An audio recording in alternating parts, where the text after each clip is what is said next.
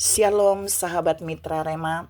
Hari ini kita akan sama-sama mendengarkan firman Tuhan yang terambil dalam kitab Yesaya 1 ayat yang ke-15 yang berkata demikian.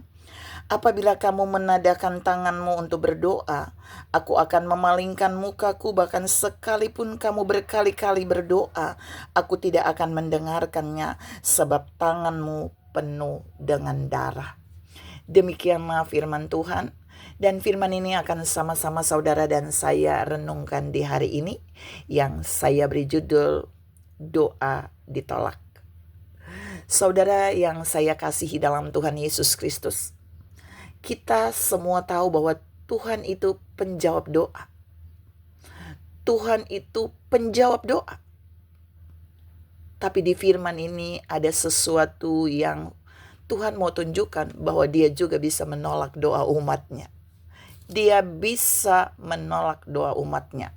Mari kita lihat apa penyebab doa umatnya ditolak oleh Tuhan.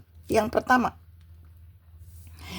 pertama Alkitab bilang, Tuhan bilang, karena tangan mereka penuh dengan darah. Yesaya 1 ayat 15, kalimat terakhir. Sebab tanganmu penuh dengan darah. Kata penuh dengan darah ini bukan habis melakukan pembunuhan lalu tangannya berdarah-darah, bukan ya saudara. Tangan penuh darah ini sebenarnya hanya simbol yang Tuhan jelaskan melalui Nabi Yesaya bahwa umat Tuhan melakukan hal-hal yang jahat dengan tangan mereka. Umat Tuhan melakukan kejahatan dan hatinya juga jahat. Tingkah lakunya jahat, hatinya jahat, dan tangannya juga melakukan kejahatan. Lalu mereka tidak bertobat. Mereka tidak mengakui dosa mereka. Mereka tidak menyelesaikan dosa mereka tentang kejahatan mereka itu. Tetapi mereka menganggap enteng dan mereka datang kepada Tuhan dan mereka berdoa, mereka meminta A, B, C dan seterusnya. Bahkan mereka dibilang, kalau saudara baca dalam cerita itu, di bawahnya mereka juga bawa persembahan yang banyak kepada Tuhan. Tapi Tuhan menolak doa mereka. Nah, waktu Tuhan menolak doa mereka, Tuhan itu melakukan hal-hal yang detil saat Dia menolak doa mereka. Kita mau lihat bagian ini saudara. Yang pertama, ketika tangan seseorang itu jahat, hati mereka jahat, dan mereka tidak menyelesaikannya dengan Tuhan, tapi waktu mereka datang berdoa, Alkitab bilang yang pertama, Tuhan menolak doa mereka. Maksud menolaknya apa? Pokoknya Tuhan gak mau tahu dengan doa mereka. Tapi yang kedua, Tuhan memalingkan mukanya dari doa mereka. Lirik aja gak mau loh. Jadi ketika seseorang melakukan kejahatan di hadapan Tuhan dengan tangannya, hatinya, kelakuannya, dan dia tidak menyelesaikan dosa kejahatannya, Tuhan akan memalingkan mukanya dari doanya. Jadi bukan doanya saja ditolak, tapi Tuhan juga memalingkan mukanya dari doanya. Bahkan yang ketiga, Tuhan bilang di ayat itu, sekalipun kamu doa berkali-kali, Tuhan tidak akan mendengarkannya. Artinya di poin yang ketiga, Tuhan tidak peduli berapa banyak saudara berdoa. Tapi selama saudara tidak menyelesaikan kejahatan saudara dan bertobat dengan kejahatan itu, maka doa saudara sebanyak apapun tidak akan didengar oleh Tuhan. Ini firman-Nya bilang dalam Yesaya 1 ayat 15. Yang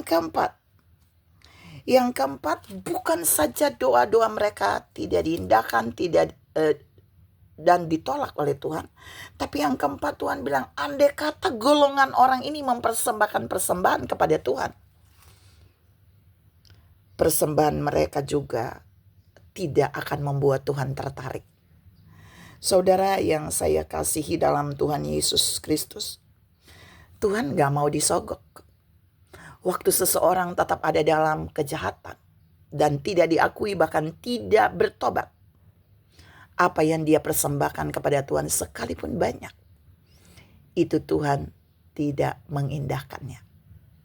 Yang terakhir, Yang terakhir Tuhan bilang begini. Kalau saudara baca di Yesaya 1 ayat yang lain, Tuhan bilang persembahan orang-orang seperti itu berbau kejijikan bagi Tuhan. Jadi harusnya persembahan itu berbau harum kan saudara. Tapi akibat kejahatan mereka, tangan mereka yang kotor tadi yang dibilang penuh darah itu, maka persembahan mereka yang dibawa dengan tangan mereka itu juga berbau kejijikan, sekalipun banyak jumlahnya. Tuhan mau bilang buat saudara dan saya bahwa ini di ayat 13 bilang gini, jangan lagi membawa persembahanmu yang tidak sungguh, sebab baunya adalah kejijikan bagiku. Itu Tuhan ngomong loh saudara, buat mereka. Dalam Yesaya 1 ayat 13. Jadi 5 poin ini mau menunjukkan buat saudara dan saya bahwa waktu seseorang tidak menyelesaikan kejahatannya, doa dia akan ditolak. Doa dia pasti ditolak. Doa dia tidak akan didengar, apalagi dijawab. Sudah ditolak, tidak didengar, tidak diperhatikan, bahkan tidak akan dijawab. Karena mereka melakukan kejahatan, hatinya jahat, tangannya jahat, dan tingkah lakunya jahat. Mari belajar dari firman ini. Setiap kejahatan yang saudara lakukan di hadapan Tuhan dan sesama, mari akui, selesaikan dengan Tuhan, selesaikan dengan sesama, bertobat. Baru saudara datang dan berdoa kepada Tuhan. Maka doa saudara pasti tidak akan ditolak. Tuhan memberkati saudara berlimpah. Salam, belajarlah supaya doa kita tidak ditolak oleh Tuhan. Amin.